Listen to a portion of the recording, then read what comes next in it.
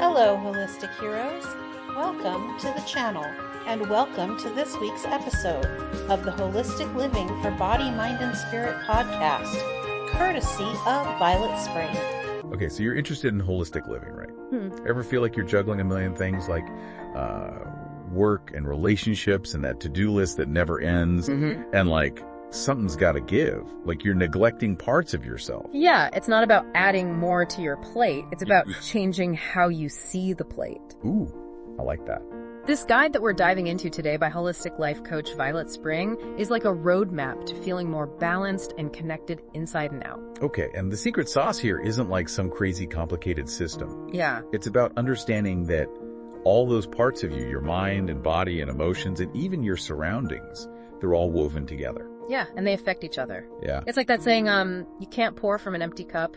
Oh, yeah. It's kind of like that, but on a deeper level. Yeah. Okay, so no more thinking we can just crush it at work and run on fumes and ignore our emotions. Exactly. Got it. Violet breaks holistic living down into these 5 key pillars, and the first one is physical well-being. Okay. But it's more than just diet and exercise. Right, because I was going to say... It's about listening to your body's needs. Okay, so like how do I even start doing that? Think about how you feel after a bad night's sleep. Oh man, don't even get me started. Last Tuesday, I was running on like 3 hours of sleep. And I swear every little thing just set me off. My coffee order was wrong and the traffic was crazy. And I think I might have had a meltdown over a stapler. And that's exactly it. That lack of sleep really messed with your mental clarity, which then affected your mood and probably how you interacted with everybody. Okay, that is kind of scary. Accurate. Yeah. So you're saying that getting enough sleep can help me make better choices throughout the day? Exactly. And this all connects to the second pillar, which is mental and emotional health. Okay. And cultivating what we call emotional intelligence. Okay, so this isn't about being happy all the time. No, not at all. Because that's just not realistic. It's more like you're learning to be the CEO of your emotions.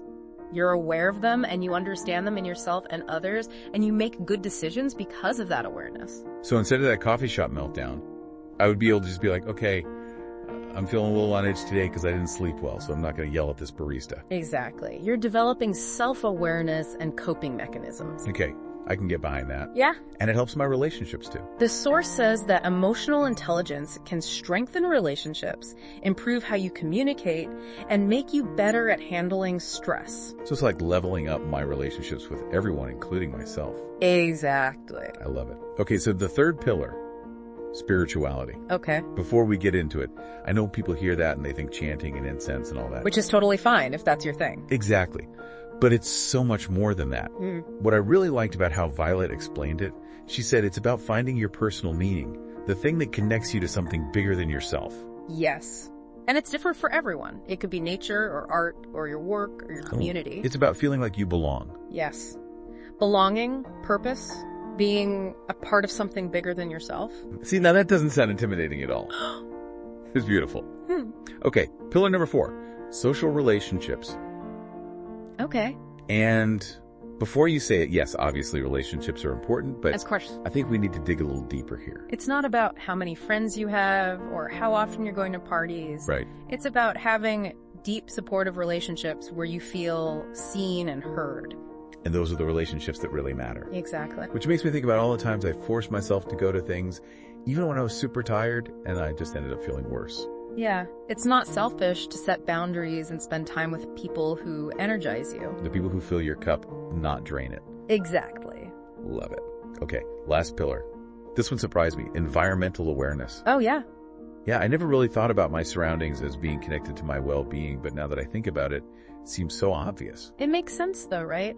Our environment has a huge impact on our mood and our energy and even our health. Right. Like if you Yes. walk into a nice, clean room with lots of light, you just feel calmer. Yes, exactly. Well, if you spend some time outside, it's like hitting the reset button. I know.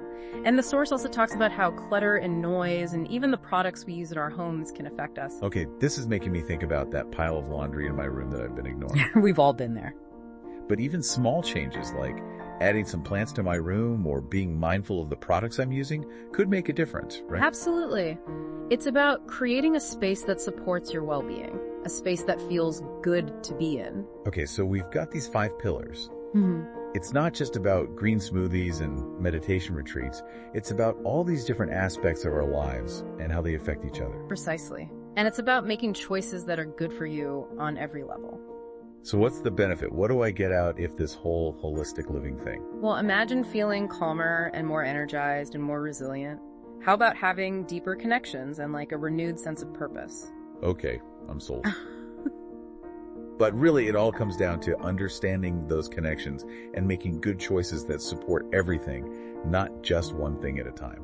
Exactly. And you don't need to like overhaul your entire life overnight or anything. Oh, goodness. It's really about those little things you do consistently that end up making a big difference. Okay, that I can do. So how do we actually start incorporating this stuff into our lives?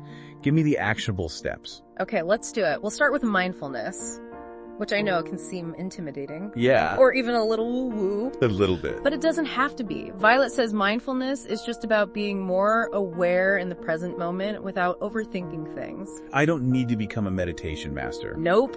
Just think about hitting pause on all that mental chatter and really tuning into your senses. Okay, so instead of shoving food in my face while I'm answering emails, Which we've all done. which I'm currently doing, I could like savor each bite and actually taste what I'm eating and maybe even talk to another human being. There you go. Or you know how you're always rushing around in the morning super stressed?